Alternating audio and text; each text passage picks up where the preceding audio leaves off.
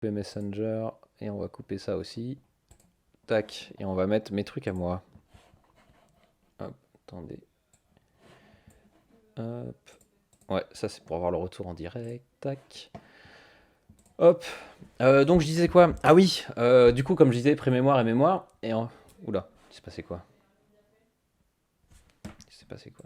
Hop. Pré-mémoire et mémoire. Et en gros, sur le pré-mémoire, moi j'avais bien envie. J'avais déjà envie de faire une sorte de, comment on appelle ça, une sorte d'étude un peu sociologique de YouTube, genre en mode pour savoir finalement qui nous parle.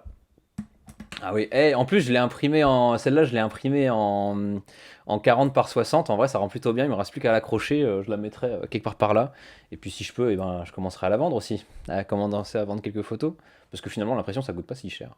Donc je me disais sur Etsy tout ça, enfin, bon, encore un autre projet, je vais le marquer sur le tableau Velleda et puis je vais l'oublier. Donc je bossais en gros, donc comme je disais, YouTube et en gros faire une sorte de profil sociologique des youtubeurs en fait, enfin français hein, parce qu'il faut bien restreindre un petit peu. Et puis, en gros, c'est pour faire une sorte de voilà, profil sociologique pour savoir qui poste sur Facebook. Et en gros, là, j'ai lu quelques trucs. Et en fait, c'était genre, qu'est-ce qui justifierait de faire ça? C'est genre considérer finalement le web comme un espace public, mais genre pas un espace public au terme un peu au terme d'Habermas, en mode l'espace public, c'est là où il y a les idées qui se confrontent, où les journaux finalement ils accèdent à la comment à l'espace public pour diffuser des idées, etc. Moi, je voulais vraiment considérer genre le web comme un espace public au terme physique, genre en mode c'est la rue, enfin c'est une ville quoi. Et du coup, ça permet parce qu'il y a déjà eu pas mal de travail, de travaux là-dessus, pardon. Et en gros, ça permet de faire, d'avoir certains concepts, d'avoir une certaine grille d'analyse. Donc, par exemple, je lisais que effectivement, dans la ville, en ville, il y a des espaces publics. Ils sont publics, donc tout le monde peut y accéder. Mais finalement, il y a toujours un peu la même. Il y a toujours une population qui va s'approprier le lieu de manière plus significative qu'une autre. Genre, il y a des gens qui vont passer, puis il y en a d'autres qui vont s'y attarder. Par exemple, il donnait, genre dans un article, il donnait l'exemple comment on appelle ça, d'un square, d'un jardin public, et en gros, que c'était une certaine population qui y accédait plus que d'autres, alors que c'était public. Et du coup, je me dis que c'était tout à fait intéressant de transposer ça à YouTube, parce que finalement, on retrouve assez bien ça, genre enfin, là, c'est des primo-analyses, hein, donc là, j'ai pas de données, j'ai rien analysé, mais c'est comme ça que je le sens un peu comme ça, au pif. Au doigt mouillé, c'est que genre finalement sur YouTube, si on le considère comme un espace public, genre au terme physique du terme, c'est qu'il y a des gens qui passent, tu vois, genre il y a des gens qui viennent consommer, machin, tout ça, et qui en repartent, et que finalement ceux qui s'approprient le lieu plus que d'autres, ça serait les youtubeurs qui du coup postent, etc. Et ça serait essayer de voir quel profil sociologique ils ont. Et pour ensuite voir, après ça serait dans le but de faire un mémoire derrière, donc pré-mémoire c'est ce qui prépare le mémoire. Et du coup, ce qui serait intéressant, c'est qu'une fois qu'on a déterminé merde, je perds mes mots, ça recommence. Ça m'avait manqué, tiens. C'est de savoir, en gros, une fois qu'on a déterminé quelle population s'approprie le plus, enfin s'approprie ce lieu public, cet espace public, c'est d'aller, eh ben, il y a des travaux qui montrent que il y a des marques, en fait, il y a des marques qui montrent qui se l'approprie, enfin, et du coup, savoir avoir une sorte de profil sociologique, ça permettrait du coup d'aller chercher quelles seraient ces marques. Alors après, là, c'est un début de réflexion. Donc, quelle marque ça serait enfin, qu'est-ce qu'on peut se considérer comme des marques sur YouTube? Est-ce que ça serait par exemple, je sais pas moi, quel discours c'est fait, quel genre de vidéo est-ce qu'ils postent, ou alors genre, ou peut-être même quelle fringue ils portent, je sais pas moi, enfin n'importe quoi qui montrerait, qui laisserait des marques sur des indices sur quelle population s'approprie le lieu. Donc voilà. Mais après là c'est un début parce que franchement si tu considères le YouTube par exemple comme un espace public physique, euh, genre c'est quoi YouTube dans le web? Genre ça serait un quartier, ça serait une maison, ou ça serait genre une ville entière, ou alors le web est une ville entière et ensuite YouTube n'est qu'un quartier. Enfin bref, il y aurait toute une typologie à mettre en place. Et en plus de ça aussi, par exemple, il y aurait une vision un peu binaire quand même des gens qui vont sur des usagers de YouTube. Yo, je débarque trop. Trop de streamers dans cette promo. Merci Anthony, j'espère que tu vas bien. Malgré ce petit Covid qui te... J'espère ne te cloue pas au lit, mais je sais pas si tu as développé des symptômes depuis. Euh, donc voilà, mince, je disais quoi? Ah oui, genre c'est une vision un peu binaire, genre des usagers de YouTube, c'est-à-dire que d'un côté il y aurait que les passants et de l'autre ceux qui postent, alors que par exemple moi je pensais à ceux qui laissent des commentaires. Ah salut Laurine, j'espère que comment ça va? Salut Laurine, bienvenue, bienvenue, bienvenue. Tiens, il y a combien de personnes? User in the chat. Eh, il y a un peu de monde. Ah, vous faites plaisir. Ça fait plaisir de voir qu'il y en a qui répondent à l'appel. Et en gros, voilà, genre par exemple ceux qui laissent des commentaires, finalement, ils s'approprient un peu le lieu en laissant leurs traces, en ayant une sorte d'activité sur la plateforme. Alors est-ce qu'on les considère comme de simples passants ou est-ce qu'on les considère comme des personnes qui s'approprient le lieu?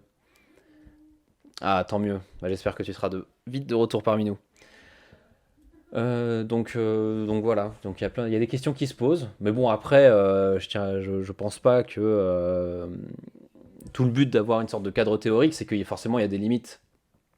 Forcément il y a des limites, et du coup il y a forcément je pense pas que tout pourrait s'expliquer par là, mais en tout cas considérer YouTube comme un espace public physique, je trouve que c'est hyper comment dire pertinent parce que ça permet de voir autrement l'espace public quand on parle du web. Voilà. Donc j'ai un peu blablaté le temps que les gens arrivent. Pourquoi ça me met sur pause, je sais pas quoi. Bref. Bon, je suis encore en galère sur le. Gros procrastinateur que je suis, j'ai toujours pas fait en sorte de pouvoir de mieux comprendre comment ça marche OBS. Parce qu'il y a plein de trucs, genre par exemple le fait que le chat genre ne se mette pas quelque part par là, là par exemple, ça je ne m'explique pas. Oh, attendez, j'ai oublié de mettre une lumière pour que je sois plus en beauté.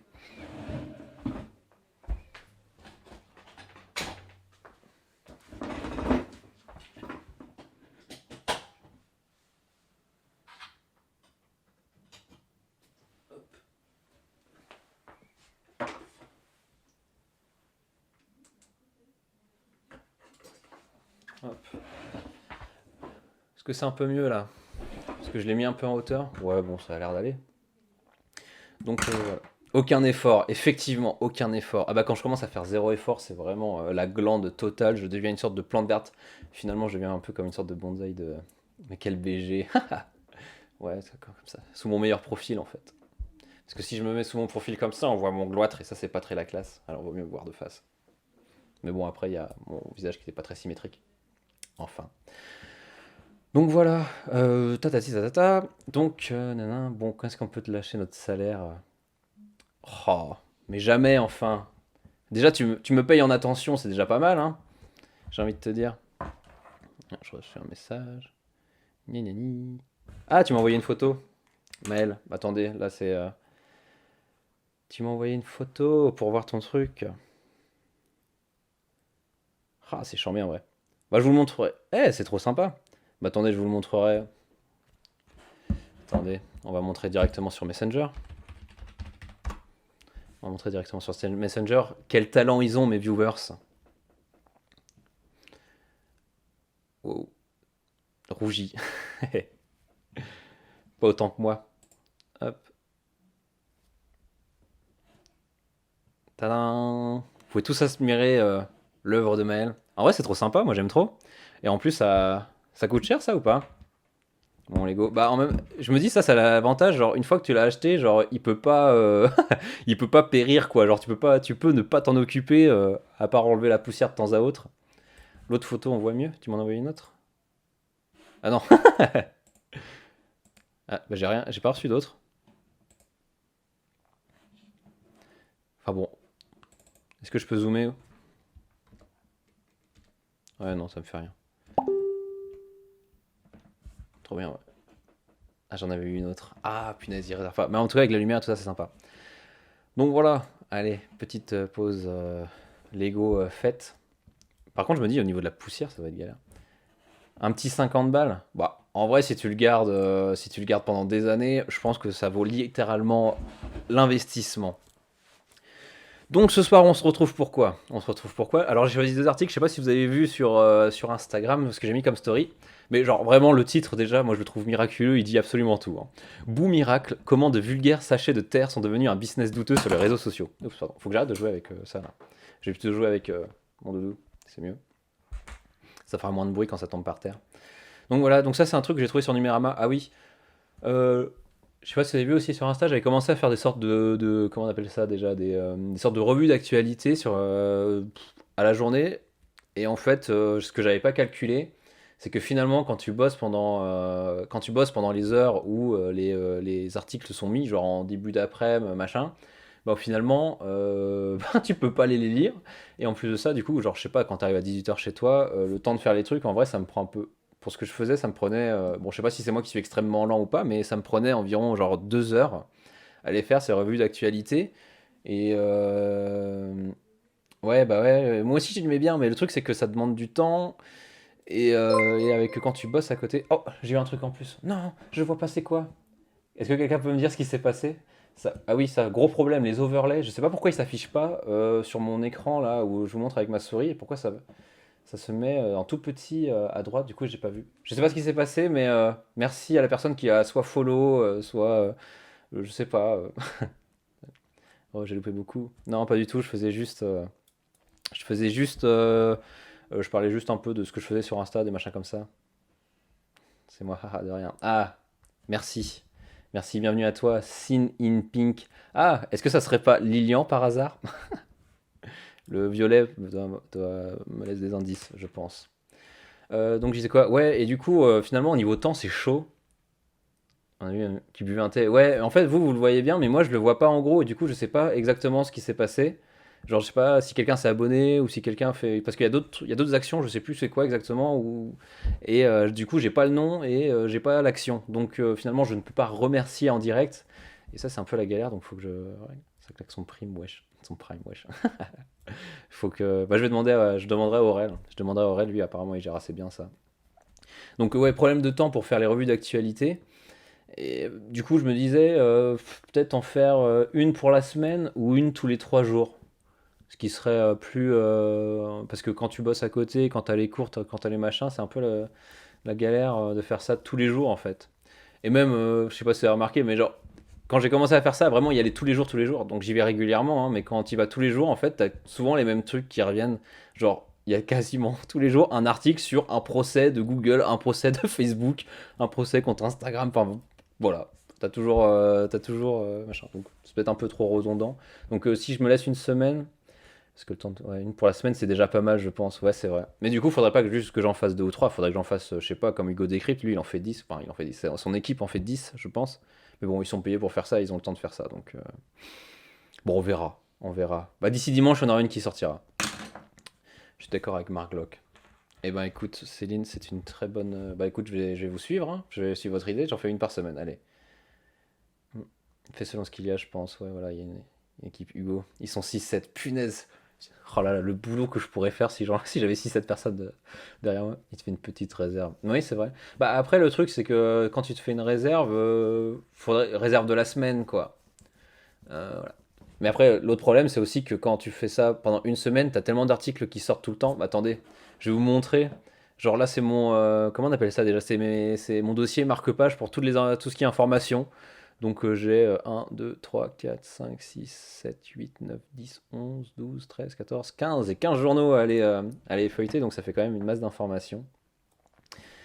Donc un nombre d'actus fluctuants, ouais, au final, hein, c'est pas comme si j'étais payé pour, hein. C'est que du plaisir finalement. Et aussi un peu de l'auto-vente, hein. Ouais, non, peut-être pas viable si dans 4 semaines tu parles de quelque chose alors qu'il y a eu une masse de rebondissements depuis. Ouais, voilà, c'est ça. Mais bon, déjà une semaine, je pense que ça sera pas mal. Je pense que je vais suivre ce que vous me dites. Là, une semaine, déjà, ça sera très bien. Et après, ça sera de l'auto, comment on peut appeler ça, de l'auto rigueur. J'ai garé par faire les recos du mois sur mon site. Ouais, j'imagine. Bah oui, l'information, ça vient tellement, tellement infobésité, n'est-ce pas? Infobésité.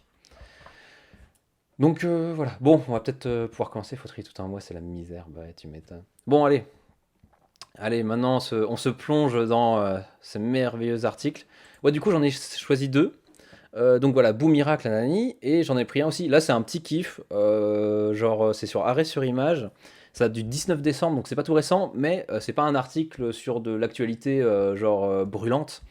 C'est un peu plus une analyse de fond. Et du coup, je pense qu'un article comme ça, dans 5 ans, il est toujours valable. Et c'est par Thibaut Prévost ou Prévost, je sais pas comment on prononce. Et en vrai, franchement, je pense. Autant ouais, sur Arrêt sur Image, je lisais beaucoup au début que je l'avais, et plus ça va, plus je ne lis plus que ces articles à lui, parce que lui, il est un peu spécialisé autour de ce qui est tech et numérique, etc.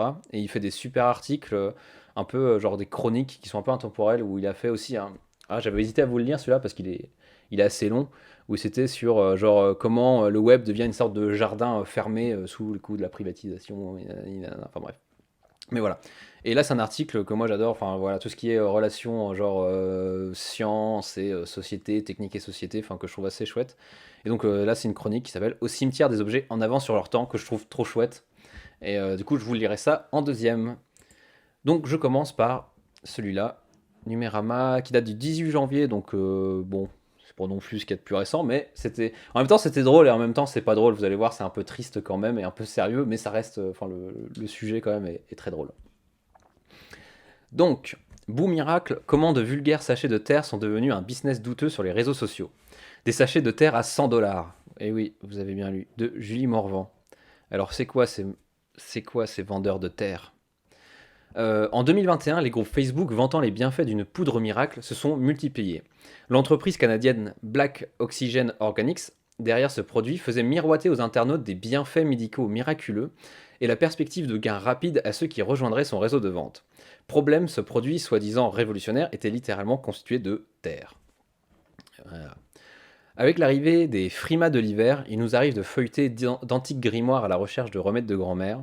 Nous avons tous et toutes nos astuces pseudo-thérapeutiques, chacune correspondant à un petit tracas bien précis.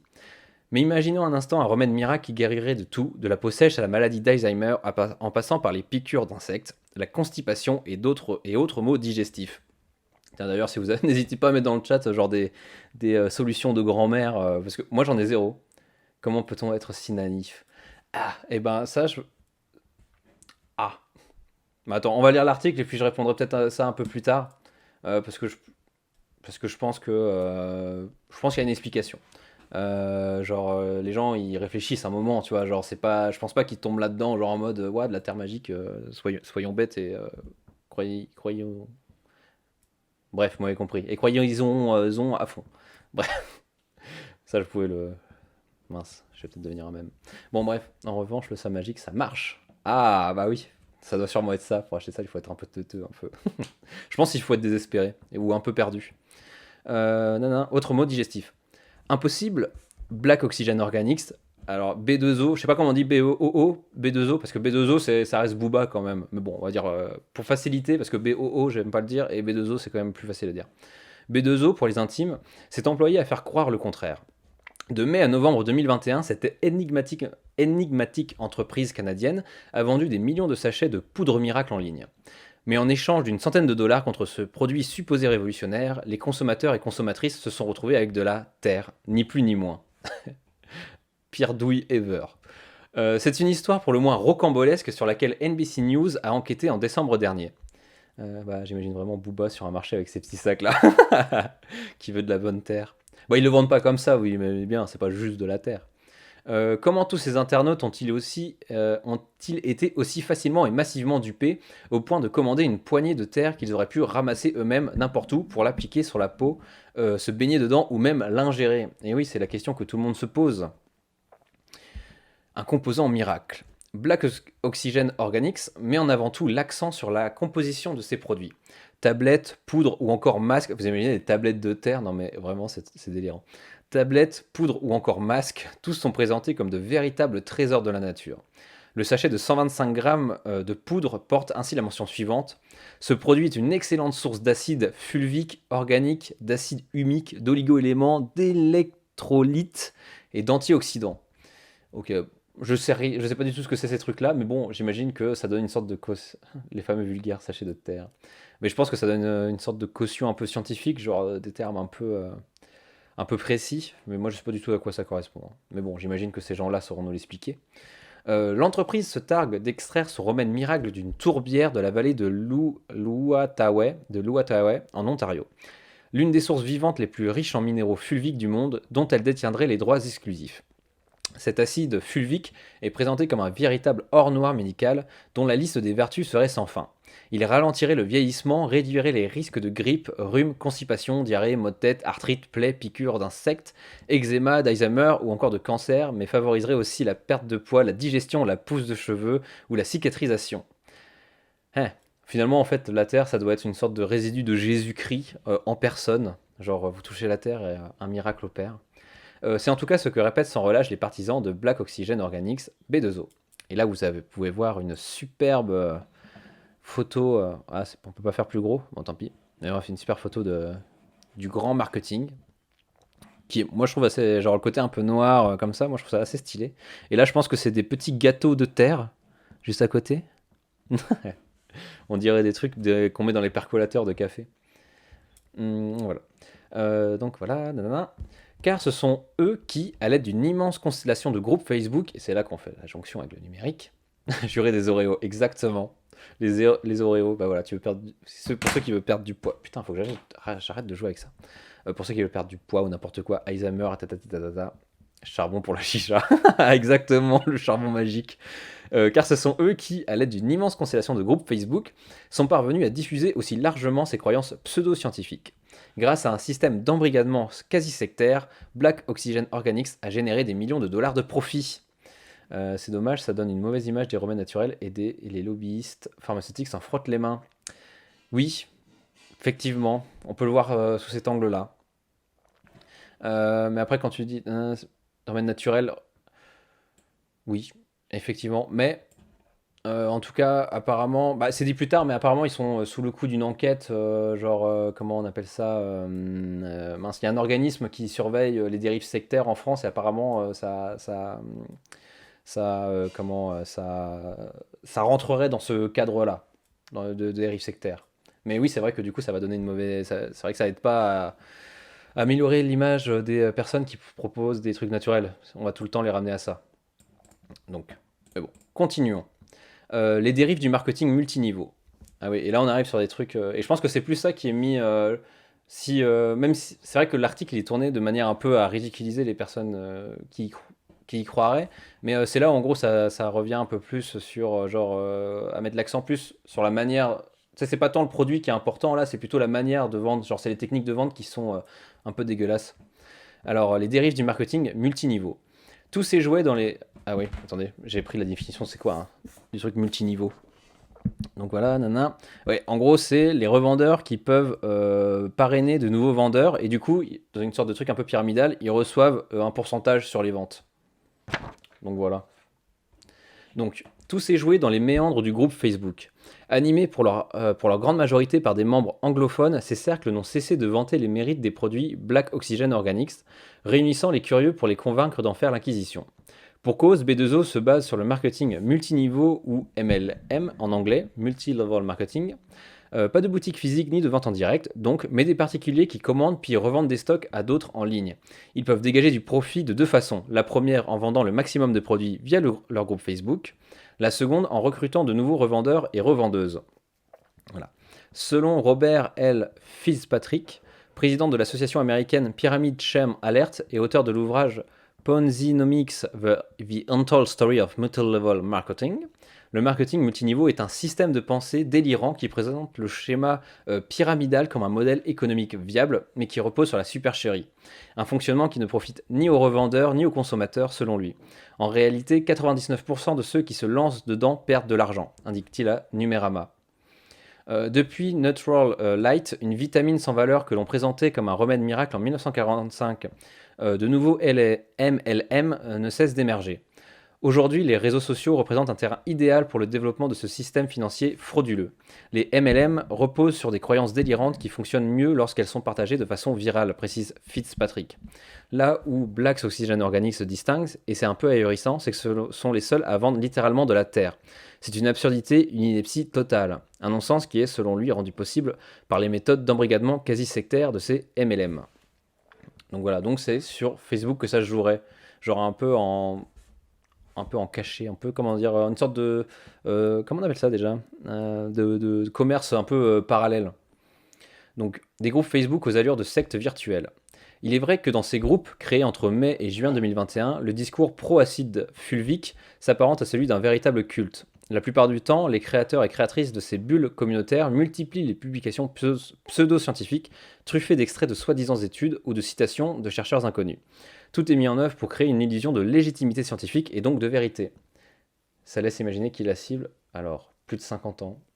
Oui. En plus, c'est vrai que Facebook, ça devient quand même un média social vieillissant. Vieillissant. Genre, bah d'ailleurs, c'était en cours, il y avait la prof qui disait que, après tout, c'était logique, parce que finalement, chaque génération possède son propre, on va dire, son propre réseau social. Genre avant, il y avait MSN, machin, enfin bref, à chaque renouvellement de génération, ça change, on va dire, ça change les usages, enfin, et quelles plateformes sont les plus utilisées. Genre, normalement, actuellement, les plus jeunes, ça serait plus sur TikTok, par exemple. Donc voilà. Où est-ce que j'en étais? Donc, de vérité. Donc, un véritable travail, bah, tout le monde y va, genre via Messenger par exemple, mais ceux qui postent et qui checkent les posts, là oui, c'est plus de tous les jeunes. Oui, oui, pardon. Moi, c'est vrai que j'ai tendance à pas considérer Messenger comme Facebook, alors que c'est complètement Facebook. Mais oui, moi j'utilise tout le temps Messenger, mais c'est vraiment le Facebook en lui-même, genre le réseau social et pas son service de messagerie. Donc, un véritable travail d'endoctrinement renforcé par le ton volontairement avenant des posts. Smiley enjoué, réactivité dans les commentaires, citation creuse à prétention philosophique, chaque jour est un nouveau départ, prenez une grande inspiration et recommencez. Un peu Startup Nation ça. Hein. Témoignage à rallonge, tata. Dans un groupe Facebook, une revendeuse raconte par exemple comment une cure de 6 mois lui a permis de retrouver son énergie, sa joie de vivre, une peau super douce, des couleurs au visage et des cheveux fortifiés. Tout cela en utilisant le produit dans des bains de pieds, des masques pour le visage et en ingérant tous les matins à jeun. Ouf, je sais pas si. C'est pas très bon la terre à manger comme ça quand il n'y a rien. C'est pas très bon à manger. Hein. Enfin, ni même pour le corps d'ailleurs. Euh, D'ailleurs, ce que je me dis, c'est que genre c'est peut-être une utilisatrice, mais si ça se trouve, c'est une des personnes qui s'occupe de. Pendant le monde Facebook, reste le réseau le plus utilisé chaque jour, mais effectivement, c'est devenu un repère de boomer. Bah, tu sais, quand le plus utilisé chaque jour, je sais pas en vrai, parce que là, les seuls chiffres que j'ai, c'est genre, que je me disais, c'est genre quand ils annoncent qu'ils ont 3,5 milliards, enfin, je sais quoi, 3 milliards de comptes, mais je me dis 3 milliards de comptes, mais quand. Il suffit juste de se demander, genre, combien, enfin, les personnes, elles ont combien de comptes, genre, nominativement, genre. Ça passe le matin avec un peu d'eau, la terre, je pense. Ah, je sais pas. Hein. Tu sais, genre en mode, moi je sais que, attends, j'en ai combien là des comptes. Je crois que je dois en avoir deux ou trois. Donc déjà, t'imagines, tu divises par 3. Si on fait une moyenne, genre il y a un utilisateur à un minimum 3 comptes, tu divises par 3, ça fait 1 milliard. Bon, 1 milliard ça reste énorme, hein, mais en tout cas ça relativise un peu les chiffres. Hum, Ouais, ça j'ai toujours pas été voir l'appli de rencontre Facebook, mais je sais qu'il y a un chercheur qui a fait un papier là-dessus, donc j'irai lire à l'occasion. Donc voilà. Oui, donc je disais, si ça se trouve, c'est des personnes, là, on trouve ce genre de post dans le groupe, mais si ça se trouve, c'est un faux compte qui vient dire à quel point c'est bien, juste pour permettre de vendre un peu plus. Hein. On ne sait pas forcément si c'est une vraie personne. Donc voilà. Tout cela en essayant. Nanana. Mais ces méthodes éveillent peu à peu les soupçons, poussant les modératrices et modérateurs à redoubler de prudence. La plupart des groupes créés en public ont été passés en privé courant septembre 2021. Leur règlement interdit aux membres de s'envoyer des messages privés entre eux. Le seul canal de communication possible reste l'échange direct avec le créateur du groupe. Les informations sur la vente du produit sont transmises par message privé, jamais à la vue de tous. Enfin, pour esquiver les règles de modération de Facebook, aucun nom de maladie n'est épelé en entier et certaines lettres sont remplacées par des signes de ponctuation. Le cancer devient CAN apostrophe, pas apostrophe, mince, qu'on appelle ça déjà. Facebook reste en tête du classement des plateformes sociales. Bah écoute, mais quand même vieillissant. Comment on dit déjà? Parenthèse, voilà, parenthèse CAN, parenthèse ER, ou c'est arrobase, ENC, arrobase machin. Alzheimer se transforme à Alzheimer, enfin je sais pas si vous le voyez bien, comme ça là.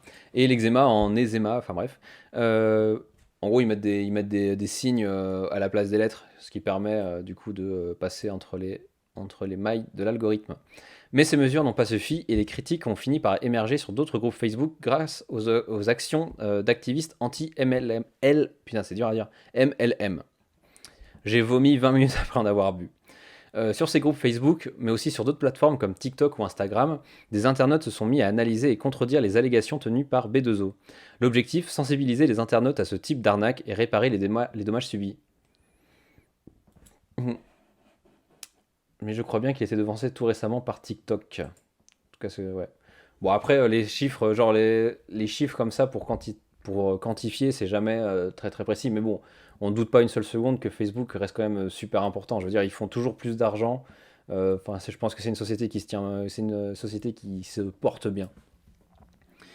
Voilà. Donc, l'objectif, sensibiliser les internautes à ce type d'arnaque et réparer les dommages subis. Donc, il y a quand même des gens qui militent pour contrer ce genre enfin, ce genre. Si jamais il y a des dérives un peu sectaires, comme ils disent. Car les témoignages négatifs affluent, avec des récits parfois effarants.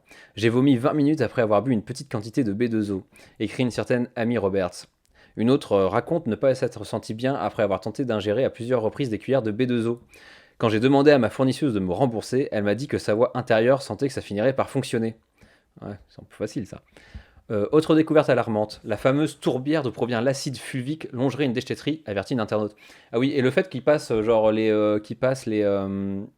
les groupes en privé ou encore qu'ils commencent sur certains mots-clés à essayer de contourner l'algorithme et tout ça, ça fait quand même penser que je pense qu'ils sont pas au clair avec. Je pense que les gens qui gèrent ça, ils doivent pertinemment savoir que c'est vraiment pas bon leur truc, hein. Enfin bon, au lieu de mais c'est du génie. Bah écoute, hein, c'est quand la nécessité fait loi, hein, donc si j'en viens de faire le faire, on devient inventif. Donc voilà. Autre découverte alarmante, la fameuse tourbière d'où provient l'acide fulvique longerait une déchetterie, avertit une internaute. Et ça pue la merde. Le département de santé canadien, Health Canada, est intervenu en exigeant un rappel immédiat des tablettes et des poudres. De l'autre côté de la frontière, la US Food and Drug Administration a recommandé de jeter purement et simplement tous les produits Black Oxygen Organics, susceptibles de contenir des quantités importantes de plomb et d'arsenic. Le fondateur ainsi que le vice-président du développement économique de B2O ont préféré cesser l'activité de l'entreprise le 23 novembre. Un simple mail a été envoyé à l'ensemble des consommateurs et des revendeurs, laissant plusieurs milliers d'entre eux avec des dettes incapables de s'approvisionner et de fournir leurs clients en Amérique du Nord. Des plaintes collectives sont actuellement en cours. Peu de Françaises et de Français ont été touchés, on ne dénombre qu'une poignée de groupes Facebook francophones liés à Black Oxygen Organics. Donc c'est resté globalement anglophone, quoi, américain, Canada, Amérique et Canada. Donc voilà. Et en plus, ils perdent de l'argent parce que toutes les quantités qu'ils ont achetées, les gens pour les revendre, et ben finalement, ils ne peuvent plus les écouler. Et ils se retrouvent, bon, au pire, ils font un potager. Enfin. Donc voilà. Ah oui, et moi, ce qui me tue, c'est on sait pas qui c'est encore. Genre, je me dis, enfin bon, il y a des plaintes qui sont posées, mais hâte de savoir qui se cache derrière ça. Je suis fier de ma France, ouais. Bon, t'inquiète, hein, on doit avoir nos propres merdes, hein. Globalement, en janvier 2021, on dénombrait 1 million de Français impliqués dans le marketing de réseau. Selon un rapport récent de la mission interministérielle de vigilance et de lutte contre les dérives sectaires, les jeunes entre 16 et 25 ans sont particulièrement vulnérables, susceptibles d'être séduits par l'idée de gagner d'importantes sommes d'argent très facilement. Une situation qui n'est pas prête de s'arranger, regrette Fitzpatrick, Patrick, punaise, désolé, c'est dur à prononcer, Fitzpatrick. La seule solution serait de multiplier les campagnes de sensibilisation à ce sujet, en particulier sur les réseaux sociaux où bon nombre d'arnaques se sont développées, se développent et se développeront encore. Donc voilà pour ce petit article sur machin. Et je me disais, finalement, c'est vrai qu'ils reviennent pas trop sur qu'est-ce qui fait que, genre, un truc comme ça reste, ça se transforme en dérive un peu sectaire. Oui, TikTok. Ah, d'ailleurs, il va falloir que je m'y mette, hein, TikTok, pour rester dans le coup, finalement, et pas rester un vieux boomer. Mais c'est vrai que Facebook, moi, perso, j'y vais de moins en moins, hein. Je sais pas pour vous. Mais à part Messenger, j'utilise plus beaucoup ce média-là. Ouais, et je me disais, genre, le fait que ce genre de pratique se fasse sur combien ils se faisaient d'argent. Non, il y a pas dit leur chiffre d'affaires. Par contre, ils les vendent à un sachet de 125 grammes, normalement, ça se vendrait 100 $. Donc, ça fait. Après, je sais pas, ils ont pas donné de chiffre de combien ils en vendaient. Voilà. Mais je disais, ce qui fait que, genre, tu peux arriver sur des dérives un peu sectaires. Je me disais, sur Facebook, finalement, tu sais, enfin, il y a ce fameux truc, là, la bubble filter. Finalement, c'est les gens qui regardent de plus en plus de trucs comme ça, finalement, leur fil d'actualité, ça va être que ça. Et donc, leur perception du monde. Alors, à considérer qu'ils s'informent que via Facebook, mais en tout cas, voilà. Mais en tout cas, ça pourrait on pourrait supposer que finalement, leur seul, comment on peut dire ça? C'est pas le seul, mais en gros, une grosse partie des informations qui leur parviennent, ça soit ces groupes Facebook qui donnent genre des pseudo-enquêtes scientifiques, de la pseudo-science, etc. Finalement, ça ferait un peu ce truc endoctrinement. Et en plus, ce qui doit gérer aussi, c'est une sorte d'effet boomerang. C'est que si jamais ils commencent à parler de trucs comme ça autour d'eux, voilà, comme on a pu voir dans le chat, on les a pris pour des teuteux. Et du coup, finalement, est-ce que ça va pas avoir un effet qui se coule ou en mode, vu que tout le monde me prend pour un con et en plus, enfin, est-ce que ça fait pas en plus que la personne va se refermer encore plus sur elle-même, quoi. Et bien s'ajouter à cela le fait que ils perçoivent le monde, si jamais ils s'informent que via ces réseaux sociaux, via ce réseau-là, leur perception du monde et finalement se résume juste à des pseudo-enquêtes, etc. C'est dingue l'effet boule de neige monstre qui part juste de sachet de terre, entre guillemets, ouais. Mais je pense que ça, genre, ça c'est juste un prétexte, parce que, enfin, genre, le produit, c'est même pas le produit qui est le produit qui est vraiment intéressant. C'est plutôt genre comment, genre ça pourrait être n'importe quoi, ça pourrait être des serviettes, n'importe quoi. Bah, après, c'est vrai que ça reste quand même dangereux pour la santé parce qu'apparemment c'est à côté d'une décharge, donc pourrait y avoir beaucoup de composants qui pourraient être infiltrés dans la terre et finalement, genre je sais pas moi, du plomb, des machins comme ça qui pourraient être super dangereux pour la santé, quoi. Donc voilà. D'ailleurs, c'est même pour ça qu'il y a des plaintes, je pense, hein. C'est pas tant pour le marketing multiniveau, qui est légal.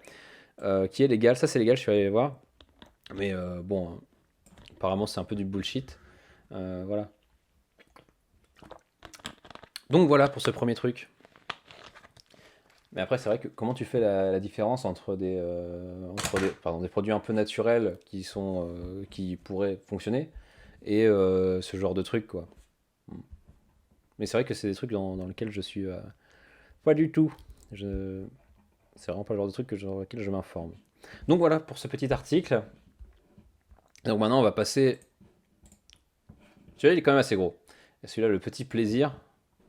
Donc voilà, il s'arrête là. Donc bon, on va voir. Et je vous ai préparé aussi parce que là il va y avoir beaucoup de main dropping, on va dire, de techniques, enfin d'objets techniques qui n'existent plus et qui finalement, enfin moi il y a des trucs je savais pas du tout ce que c'était. Bon j'en ai fait quelques-uns, j'ai pas tout fait parce que ça serait trop, mais bon bref voilà.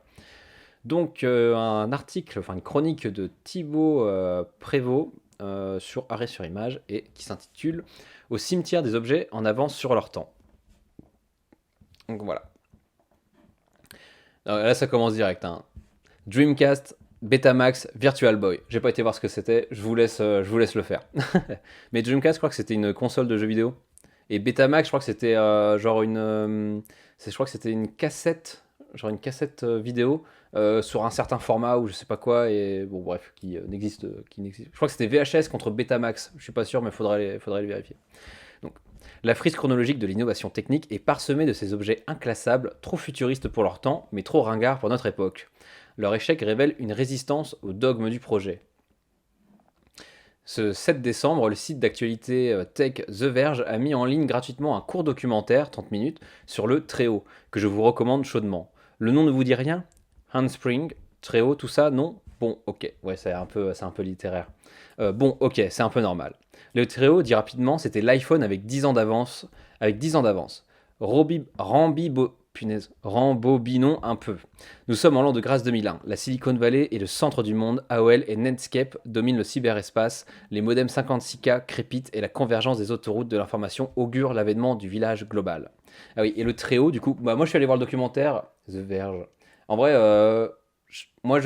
il est gratuit, donc si vous voulez aller voir, c'est en anglais, mais en vrai, ils ont des trucs des fois qui sont intéressants. Enfin, en tout cas, si on veut s'informer sur l'actualité, donc forcément, qui entend un seul mot. Oui, C'est vrai qu'en anglais, ça n'a pas du tout la même consonance, mais enfin bon.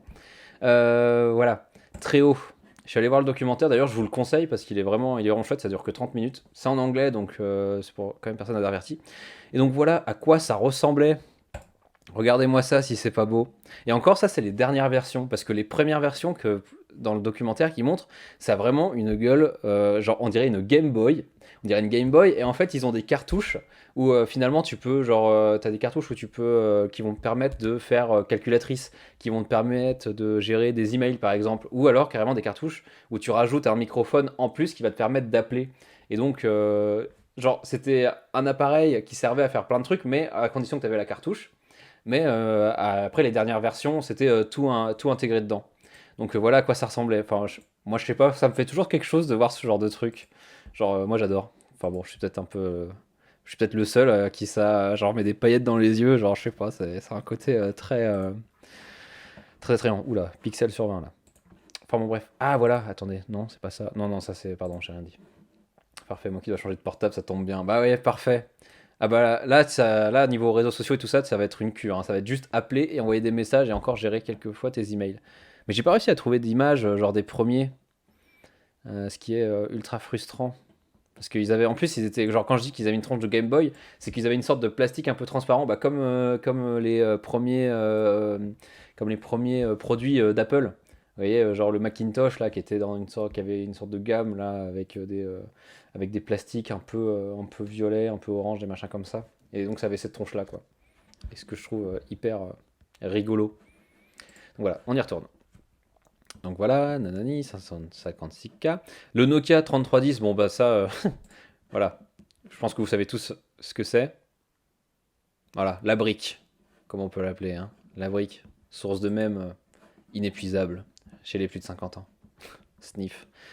Le Nokia 3310 règne sur le marché naissant de la téléphonie mobile, et le Palm règne sur celui des assistants personnels, cette espèce électronique aujourd'hui disparue, sorte de mini tablette à stylet qui accompagnait les cadres dynamiques ayant survécu au bug de l'an 2000. Moi j'adore comment il écrit, c'est toujours un peu drôle.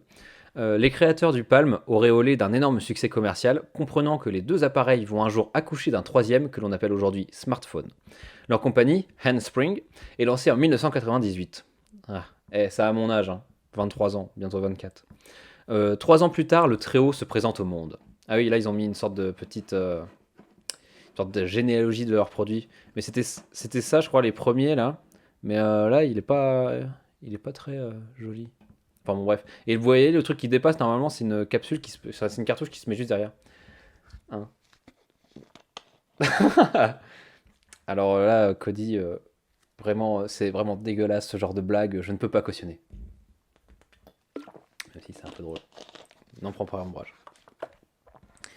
Alors, grand comme un BlackBerry, clavier et antenne inclus, il contient un appareil photo, un lecteur MP3, embarque des cartes de navigation numériques dans ses 16 mégaoctets de mémoire. Et ouais, donc là je disais au début, du coup c'était voilà, carte de navigation, un lecteur MP3, appareil photo, tout ça c'était pas ensemble, c'était des cartouches qu'il fallait mettre. Et là, après, dans les derniers, c'était tout mis ensemble et du coup c'était une sorte de smartphone quoi. Nanana. 16 mégaoctets de mémoire, ce qui est pas dégueulasse hein, pour l'époque, peut lire des emails et naviguer lentement sur le web. Contrairement à tous les appareils de l'époque, il présente les conversations SMS dans le même écran en format dit conversation.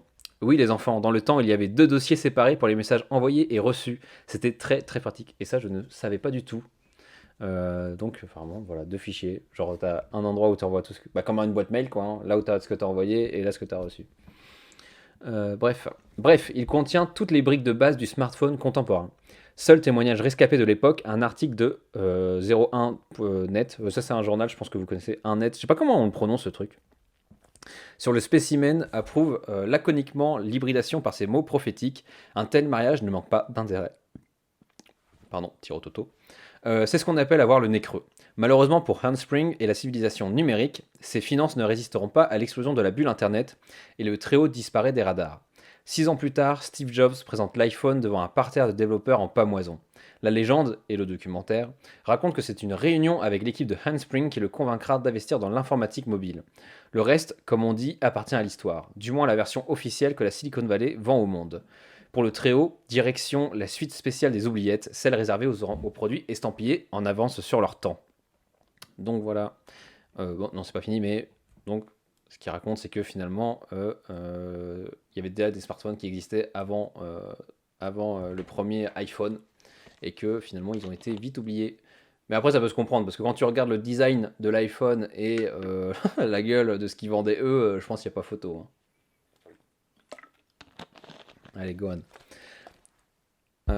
En regardant le reportage de The Verge, attention, ne rigole pas, Maël, il y a des choses que j'ai encore qui sont énormes. Faudrait que tu nous les montres, si c'est pas une référence un peu dégueulasse. Mais oui, bah, si t'as des trucs qui sont chouettes, moi je suis chaud, hein, ramène-les en classe, moi j'ai envie de les voir, hein. Ça serait super sympa. En regardant le reportage de The Verge, qui relève autant de la nostalgie vintage que du panégyrique, alors là, s'il y en a un qui est capable... Attendez, est-ce qu'il y a quelqu'un qui est capable de dire ce que ça veut dire? Parce que je vais aller chercher, hein, moi je connaissais pas du tout, hein. Ce que ça veut dire pas... merde, comment ça se prononce? Panégyrique. Silence dans la salle. J'ai l'impression d'être un prof des fois. Mais je pense que c'est dû au réseau.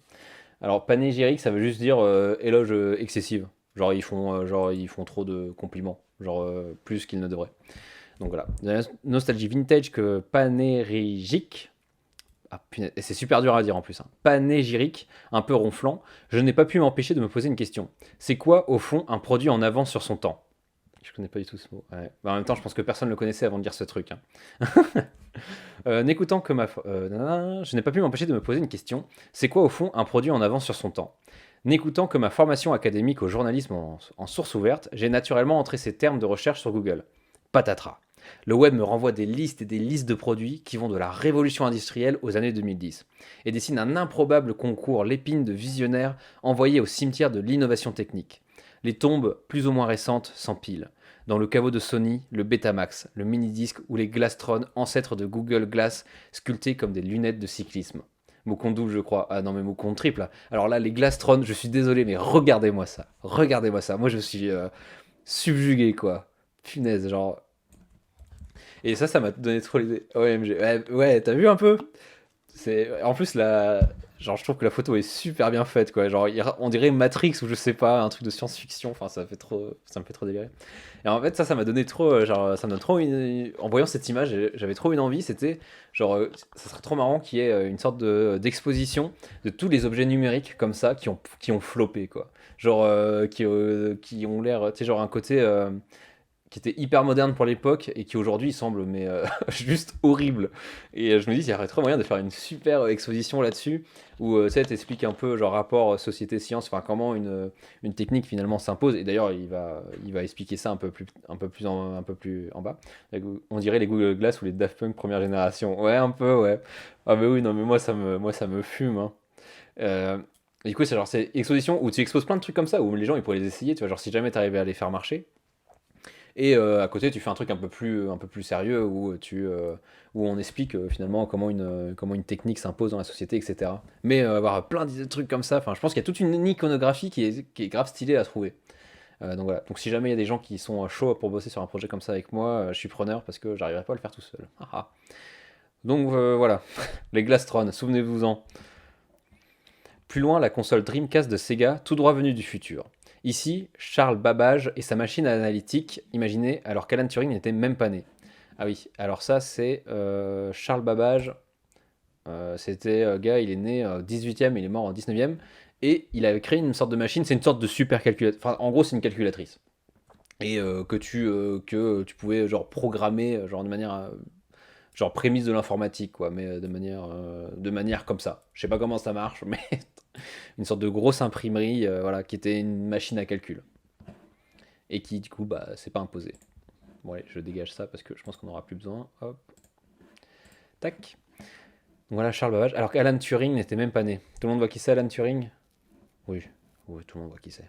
Tellement connu. Sous de la terre fraîchement retournée, toute l'histoire de la voiture électrique, inventée en 1881 à Paris par Gustave Trouvé, et oui, Cocorico finalement, torpillée au profit du moteur à explosion.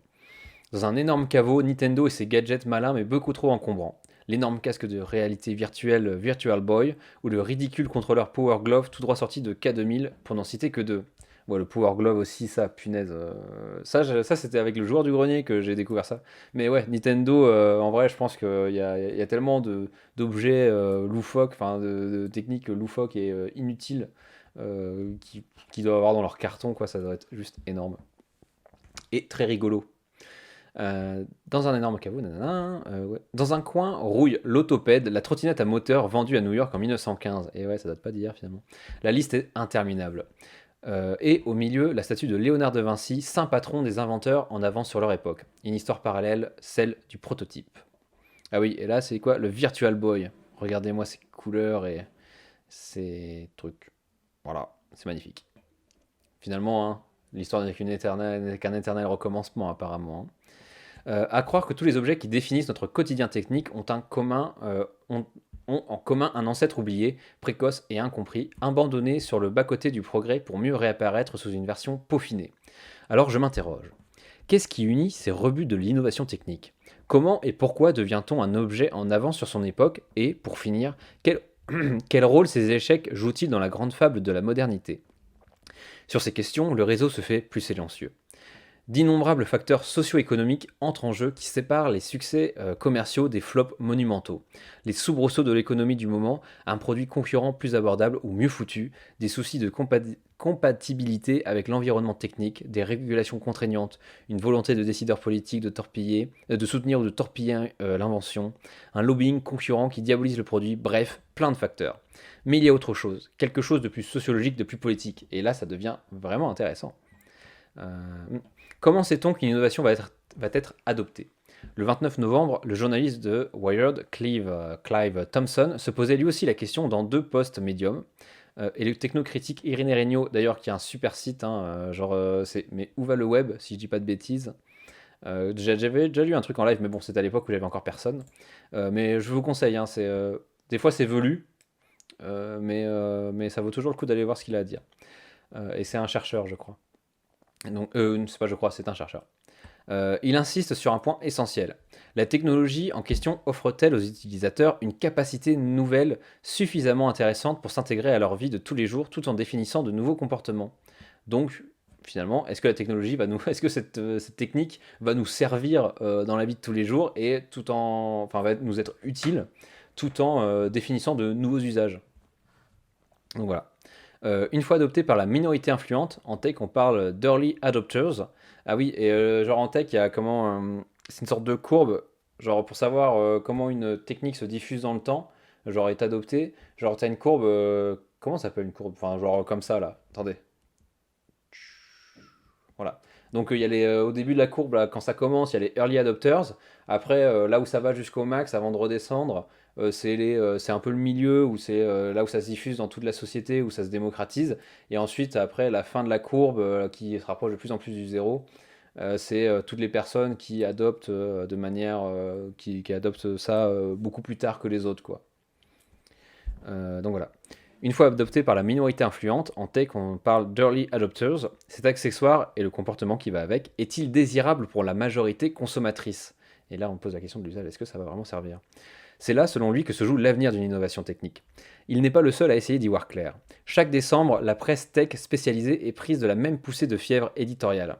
Le Trend Forecast, l'art millénaire de se projeter dans l'avenir pour prédire quels gadgets changeront nos vies l'année prochaine. Spoiler alerte, selon ces journalistes cartomanciens, vous allez encore beaucoup trop entendre parler de ces foutus NFT. Ouais, moi aussi j'en ai plein le cul des NFT, c'est vraiment de la merde ce truc. Pourquoi sont-ils désirables? Parce qu'ils mettent l'horreur spéculative du marché de l'art à portée de tout un chacun. Les NFT vendent un rêve capitaliste absolu, faire de l'argent à partir de rien. Et il n'y a pas grand-chose d'autre à ajouter. Si ce n'est que finalement les NFT, c'est comme genre c'est vraiment rendre commercial, genre mettre sur un marché genre tout et n'importe quoi parce que finalement sur le web c'est des coûts de production on va dire assez minimes, enfin en tout cas de reproduction assez minimes et enfin c'est vraiment vouloir tout rendre achetable et je sais pas si c'est vraiment souhaitable quoi. C'est le marché qui plus en plus s'étend.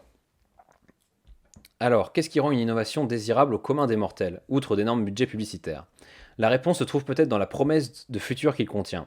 Certains produits, au panthéon de l'histoire du consumérisme massifié, ont une puissance évocatoire immédiate. Leur seule mention définit une époque, un air du temps, un Zeitgeist. Ça, je pense que c'est de l'allemand.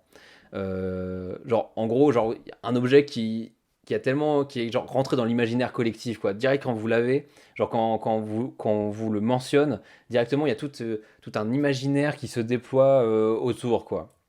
Et du coup, ce qui fait que ça nous parle ça nous parle, quoi. Leur seule mention, le Tamagotchi, voilà, par exemple, le Polaroid, la Fender Stratocaster, ça c'est une guitare, la caméra Super 8, la Sega Mega Drive, le Walkman, l'iPhone. Ces icônes s'accompagnent d'une esthétique et d'une bande-son, de pratiques sociales, de formats et de langage spécifiques, paresseusement agrégés sous la formule génération plus épithète. Génération texto, génération emoji, génération digitale, etc. Dans un article sur l'étrangeté de rétrospective numérique, Olivier Archade, on n'en parlera jamais assez de ce monsieur, Olivier Archade m'apprend que la linguiste Eva Bouchy, je suis désolé, je sais pas comment ça se prononce, appelons-la Bouchy, donne à ces tranches de temps, reconnaissant par consensus le nom de chrononyme. Ah là, ça devient technique, hein. Chaque changement de paradigme technologique radical génère un nouveau chrononyme, une nouvelle proposition de la modernité. Et donc un paradigme, juste pour rappeler, c'est genre c'est une vision du monde. Genre, c'est une vision du monde que l'on a, et c'est surtout ce mot-là, il a surtout émergé avec Kuhn, qui est un philosophe des sciences, je crois. Et en gros, lui, ce qu'il disait, c'était. Lui, il s'appliquait surtout à l'histoire des sciences, et en fait, il l'a utilisé pour expliquer, dans son livre, Structure des révolutions scientifiques. J'avais noté ça parce que bon, voilà, structure des révolutions scientifiques. En gros, le paradigme, c'est un peu une sorte de consensus dans le monde de la science. C'est un consensus qui va faire en sorte que on tire les ficelles de ce consensus-là, machin, et ça nous mène dans une direction. Et finalement, il va y avoir des changements de consensus au fur et à mesure qui va envoyer dans d'autres directions, etc. Par exemple, Newton qui montre comment on appelle ça? Le fait que... Oh, merde. Le fait que la pomme tombe par terre, c'est quoi déjà ce phénomène physique là? La gravité, voilà. La gravité universelle ou je sais pas quoi, je crois que c'est comme ça qu'elle s'appelle. Genre ça c'est un paradigme par exemple. Le jour où par exemple il y a des gens, et ça fait consensus, et genre le jour où il y a des gens qui arrivent, ouais, merci Marglock, et le jour où il y a des gens qui arrivent genre je sais pas, en fait Newton s'est trompé, c'est peut-être déjà arrivé. Ouais je sais, j'abuse, mais des fois les mots ils me fuient comme ça là, c'est chiant. Euh, le jour où quelqu'un vient prouver que c'est faux et que ça fait consensus, et ben il y aura un nouveau paradigme. Voilà. Donc bref. Et donc, putain, je suis perdu.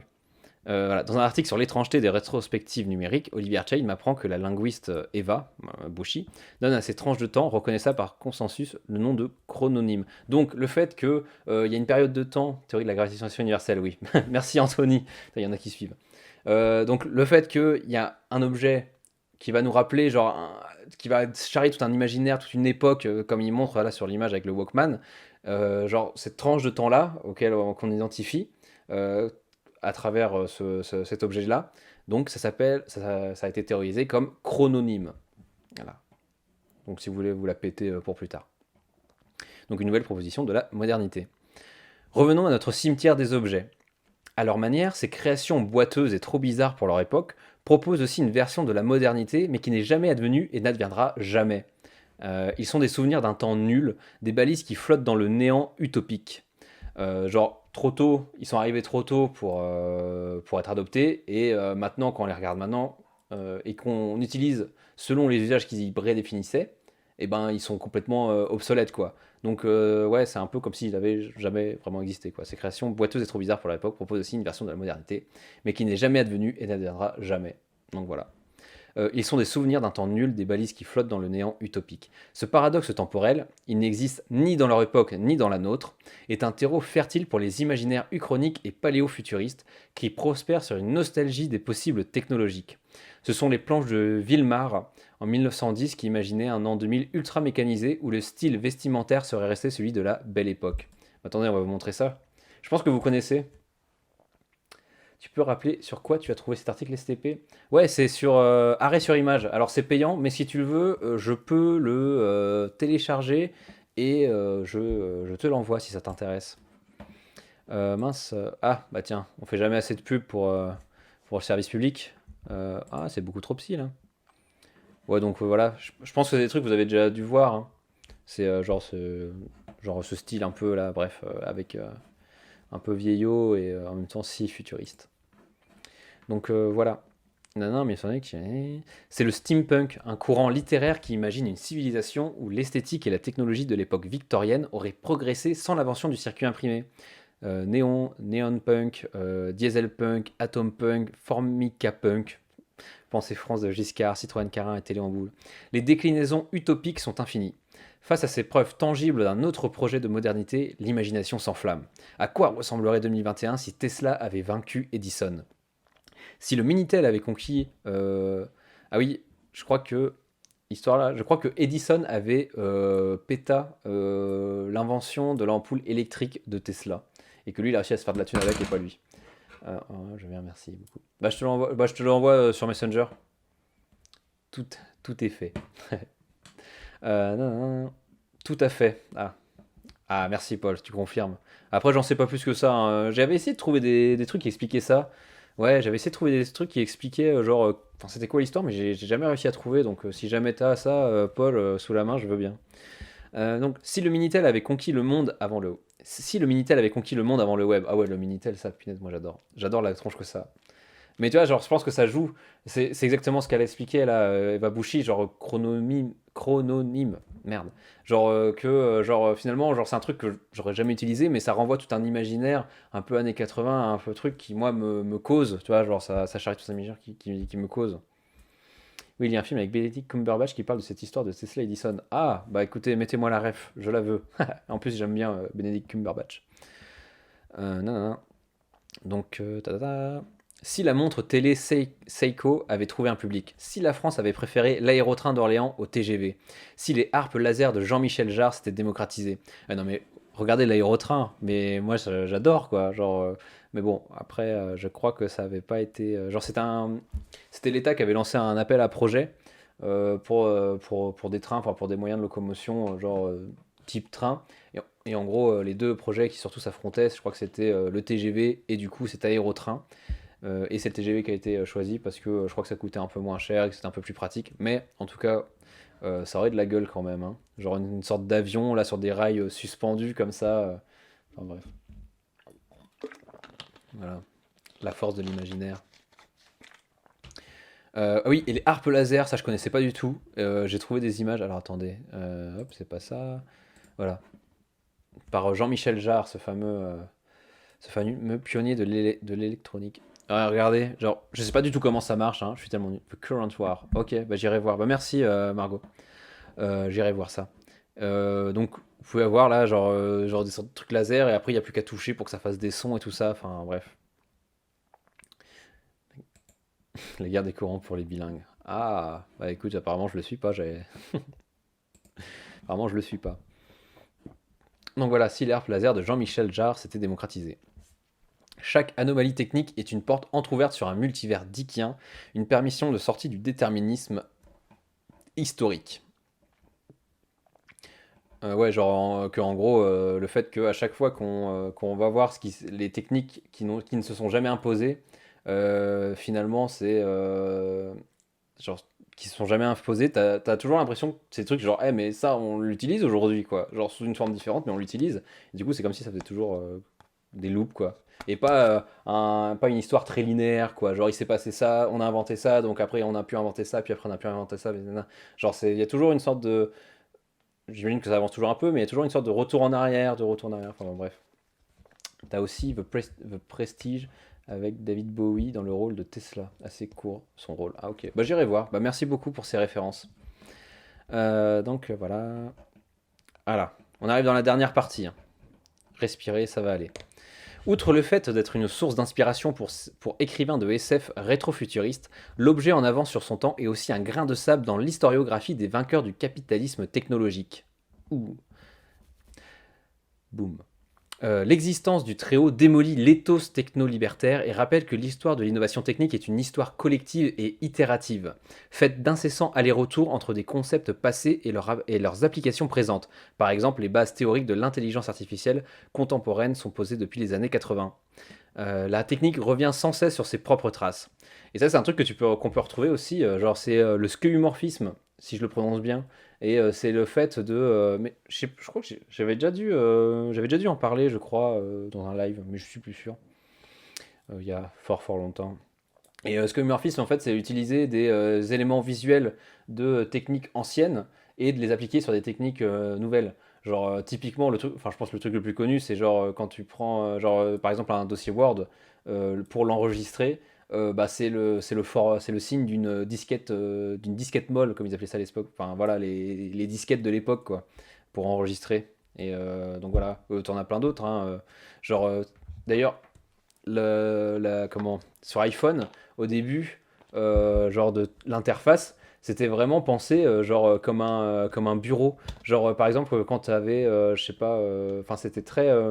Quand tu avais des notes à prendre, c'était comme si, je crois que c'était comme si tu étais sur un bureau en bois avec du cuir, des machins comme ça, où ça avait la typographie, c'était des trucs manuscrits. Enfin, voilà, c'était vraiment. Donc voilà, skeuomorphisme. On prend des vieux trucs pour les mettre dans des nouveaux.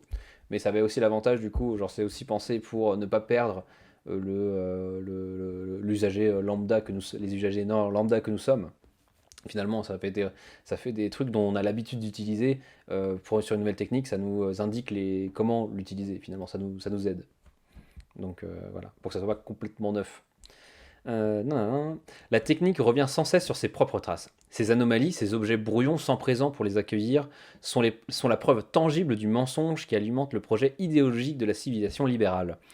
Ah, explique-nous ça.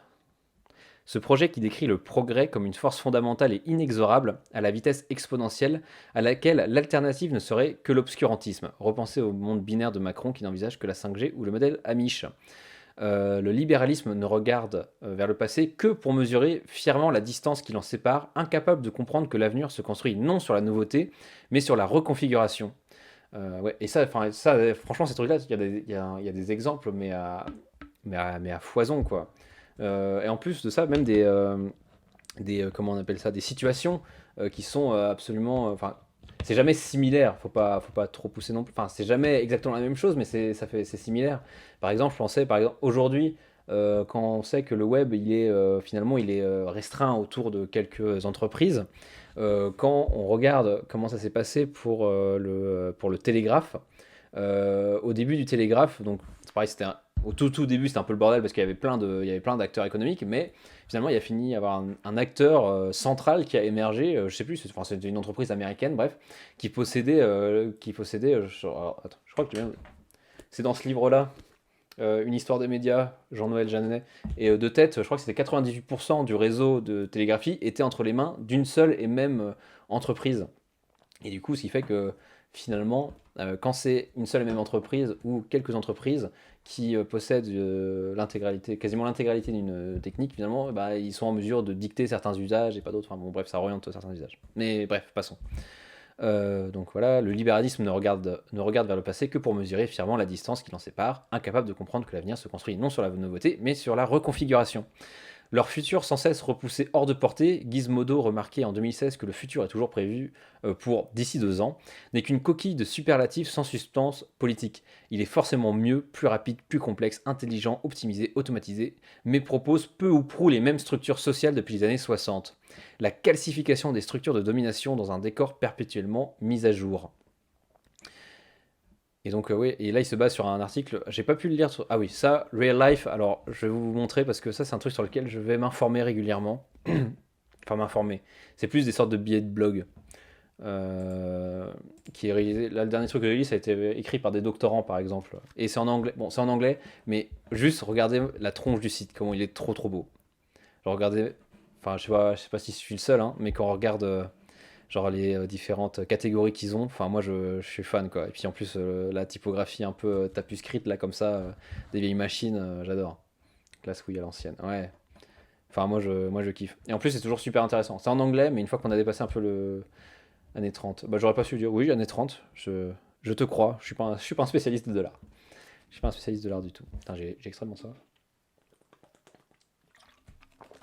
Il est quelle heure? Ça fait combien de temps que je stream là? 1h20. Ah, bah ça va, ça fait pas si longtemps que ça. Donc voilà, donc je conseille, hein, Real Life, Bon, le seul truc que j'aurais à dire là, c'est que là, leurs différents menus là qu'ils ont mis, c'est à lire, c'est sur le côté quoi. Donc pas très pratique à lire. Enfin. Mais oui, je vous le conseille, c'est vraiment super intéressant. Donc j'en étais où? Donc voilà. Donc là, il était en train de dire que genre la doxa ambiante autour de la technique, c'est genre on fait toujours mieux, plus vite que genre c'est toujours une sorte de révélation permanente et que final ça passe complètement à la trappe, genre tout ce qui est considération sociale, genre le côté sociétal des techniques. Donc la classification des structures de domination dans un décor perpétuellement mis à jour. Le temps artificiel des sociétés humaines est un construit social et politique. Celui qui gouverne la nôtre est un temps économique, accélérationniste, qui épouse l'impératif productiviste. Ouais, donc là, tout est dit, hein, genre, faut que ça aille de toujours plus en plus vite. Les affiches, ça me fait penser à l'affiche du film Metropolis. Ah, bah ouais, c'est vrai, c'est vrai. Je pense que c'est ça. Oui, complètement d'accord. Ouais, mais ce qui est super joli. Enfin, moi, ça me parle. Donc voilà, donc toujours produire plus, pour plus faire plus de fric et que ça aille de plus en plus vite. Mais pour certains, ça ne suffit pas. Pour totaliser le projet accélérationniste et préparer l'avènement de la singularité technologique, donc le moment où les machines vont dépasser l'homme, dépasser genre en mode ils vont prendre le contrôle quoi. Le futurologue et transhumaniste Ray Kurzweil, également gourou en chef chez Google, proposait en 1999 la loi du retour accéléré, sorte de darwinisme technoscientifique boosté aux amphétamines, qui prédit que les changements de paradigme technique dans les sociétés humaines se multiplieront à un rythme exponentiel. Concrètement, qu'il y aura autant de différences matérielles entre l'an 2190 et 2191 qu'entre le début de la civilisation Maya et le lancement d'Apollo 11. Ouais, en gros que genre les révolutions techniques vont être de plus en plus rapides et que ça va arriver. Tout ça. Euh, oui, exactement. Très bonne hypothèse, Paul. Donc voilà, genre que genre plus ça va, plus les révolutions technologiques vont arriver de manière rapprochée, quoi. Mais bon, 2190, je pense, de une, nous on sera plus là, et de deux, c'est même pas sûr que l'humanité soit encore là, elle non plus, hein. Donc bon. Un monde en temps réel, ahistorique, je sais pas comment ça se prononce, sans autre horizon que l'immédiateté. Et que nous sommes déjà entrés dans la seconde partie de l'échiquier exponentiel, plus proche de la fin que du début. D'accord, mais pour terminer où et pour s'organiser, comment? La question de l'organisation du corps social est laissée aux vulgaires penseurs du présent. Passé un certain seuil technique, le politique ne semble-t-il plus aucune importance. Et donc c'est ça que je trouve très intéressant dans son article finalement, c'est qu'il va finir, là il finit, genre une sorte de montée en généralité, c'est que le vrai problème c'est pas tant que c'est pas la question de savoir qu'est-ce qui va arriver après, quelle va être la prochaine technique qui va s'imposer, etc. C'est poser la question du but, enfin de la fin, quoi. Genre à quoi ça sert? Genre qu'est-ce qui sert, à quoi ça sert d'utiliser telle technique plutôt que telle technique finalement? Genre faut se poser la question du but, c'est pas la question du juste on peut le faire donc on le fait et en plus de ça c'est innovant. Donc voilà. Armut Rosa, philosophe critique de l'accélérationnisme, prophétise, lui, un immobilisme frénétique où rien ne perdure, mais en même temps rien ne change réellement, où l'extrême fréquence de mouvement se confond avec l'inertie, comme lorsqu'une roue de voiture atteint une vitesse suffisante pour paraître immobile. Genre, et comme les pales d'un avion finalement aussi. Genre, quand ça bouge très vite, ça fait beaucoup de bruit, mais on a l'impression que ça bouge pas. Genre, c'est comme si c'était fixe, bref. Voilà, nous paraît immobile. Et donc là, le truc c'est fait que finalement, ça avance tellement vite au niveau technologique que les structures sociales restent figées. Il n'est pas le seul à théoriser cet abîme post-historique vers lequel le progrès nous précipite. Paul Virilio, théoricien de la vitesse, disait qu'elle est vraiment devenue notre milieu. Nous n'habitons plus la géographie, mais le temps mondial. Les souvenirs nous orientent dans l'espace-temps. Se rappeler l'existence de ces futurs morts-nés, de ces innovations pour rien, c'est se les réapproprier, refuser de troquer le lieu pour le... Pardon, le lieu pour le temps. C'est se rappeler qu'il y a eu un avant, des ratés, des prototypes, et que tous les après sont encore à portée de volonté. C'est relocaliser et repolitiser ces imaginaires, les sortir du fleuve glacé de l'instant et leur redonner substance. Fin. Et voilà, super article, je sais pas ce que vous en avez pensé. Moi j'adore, hein. Enfin, de toute façon, moi j'aime bien généralement quand on vient remettre un peu de social dans la technique. Genre, c'est pas sortir un peu du commun, genre en en mode le progrès est très linéaire, ça avance comme ça, ou alors que finalement c'est un peu des boucles qui se répètent, on va chercher ce qui s'est fait avant pour l'appliquer au présent, ou alors des trucs qu'on fait maintenant qu'on a l'impression que c'est révolutionnaire, alors que dans les faits, alors que genre il y avait déjà un peu l'idée bien avant, etc. Très bon article sur le fond, ouais. Franchement, mais ce gars, genre, comment il s'appelle déjà? Thibaut Prévost, il fait toujours des super articles, hein, moi je trouve, et des super chroniques, hein. Et donc voilà. J'ai la gorge super sèche. 1h25. Ça, c'est marrant, j'aurais cru que ça durerait plus longtemps, mais bon. Donc voilà. Ouah, je suis un peu cramé, moi. Euh, bon. Est-ce que ça vous a plu, le chat? Ah oui, petite question aussi, je me disais, bon là, je change complètement de sujet, je passe un peu du coq à l'âne. Genre, est-ce que mettre une musique de fond, ça serait bien? Genre, par exemple, quand j'ai des blancs ou quoi, genre la musique, ça permettrait de combler un peu ça. Donc, je sais pas si ce serait une bonne idée. Genre une petite musique de fond, why not, ouais. Mm. Genre, je sais pas. Mais à couper pendant que j'ai les articles ou pas, je sais pas. Ah oui, et du coup, pour revenir à la real life, l'article là, en gros, il explique finalement aussi, comme il explique Thibaut Prévost, là, c'est finalement, on a eu plein d'innovations technologiques, mais ça a jamais repensé le rapport, enfin les rapports au sein des sociétés, quoi, genre entre les classes dominantes. Bah, faut avoir une vision un peu marxiste, enfin, un peu de lutte des classes, des trucs comme ça, mais que ça remet jamais en cause ça, quoi. Genre, on garde toujours les mêmes, la même type de domination, quoi. Et ce que je trouve très intéressant aussi, c'est ça soulève des questions. Genre, bon là c'est un peu on va dire mes obsessions à moi, mais genre j'avais lu un article, c'est Langdon Winner, qui avait écrit un super article scientifique, c'est genre qui posait la question, est-ce que les artefacts, genre bon, du coup les outils techniques, font de la politique? Ce qui est très intéressant. Et en gros, lui, ce qu'il explique, c'est que oui, ils font de la politique parce que finalement, quand tu adoptes une technique, enfin une technique, ça va distribuer des rôles dans une société. Genre par exemple, enfin le truc le plus bête qu'on peut trouver, c'est genre par exemple ça, ça c'est un artefact, par exemple. C'est un crayon, bah, ça suppose qu'il faut avoir des mains. Et une personne qui a perdu sa main, elle peut plus écrire. Et du coup, celui qui est dans notre société où on peut, genre par exemple à l'école, où il faut apprendre à écrire, machin, avec avoir une belle calligraphie, nanana, faire des dictées, etc. Enfin bon, bref, c'est un handicap de ne pas pouvoir écrire. Et après, ça, tu peux retrouver. Et après, lui, il dit qu'on peut retrouver ça de manière bien plus diffuse. Genre bah, j'ai plus la citation exacte, mais il disait que genre dans chaque boulon, dans chaque câble, machin, on retrouve de la politique. Parce que ça structure notre monde, ça distribue des rôles, et du coup ça structure la société. Et moi j'adore cette vision-là. Et pour appuyer ses propos, il avait pris l'exemple, c'était à New York, je crois que c'était à New York, et lui il a écrit ça dans les années 20, ou 20 ou 30, je sais plus, ou 60. Euh, ne m'écoutez pas sur les dates, je dis sûrement de la merde. Et en gros, il avait pris l'exemple d'un parc public où en gros, tout le monde pouvait y aller. Mais il avait remarqué, il a été voir, et en fait, il a remarqué qu'il n'y avait qu'un seul type. Bah tiens, vu qu'on parlait d'appropriation de l'espace public. Bref, il n'y avait qu'un seul type de personnes, enfin des personnes aisées qui venaient dans le parc pour s'aérer, pour faire jouer leurs enfants, etc. Du coup, c'était les riches, c'était des personnes plutôt aisées. Et du coup, ce qu'il a trouvé comme explication, en fait, c'est que pour la condition d'accès à ce parc-là, c'était une route, en fait. C'était que par une route, et il y avait un pont au-dessus de cette route-là, qui faisait que les voitures genre individuelles, les voitures passaient en dessous, parce que assez petites, mais enfin, les bus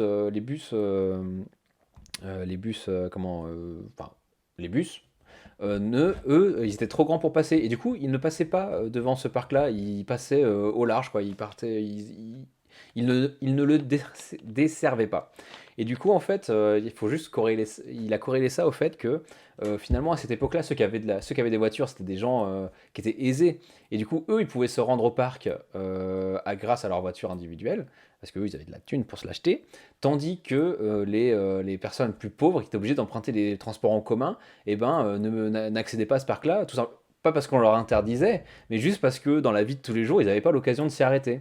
Et du coup, voilà comment, genre, un pont, tout simplement, plus la voiture, plus le bus, où ça n'a pas été pensé finalement que le bus serait trop grand pour passer sous le pont, et ben voilà comment tu fais, par exemple, de la ségrégation sociale, quoi. Comment tu fais qu'il n'y a qu'un seul type de personne qui s'approprie un espace public, qui s'y rend, et pas un autre, et comment ça distribue des rôles finalement. Donc voilà. Et moi je trouve ça super intéressant. Et faut bien montrer que c'est pas du déterminisme technique, parce que c'est pas la technique, genre l'artefact technique va faire en sorte que telle personne n'accède pas à ce parc-là de manière un peu indirecte.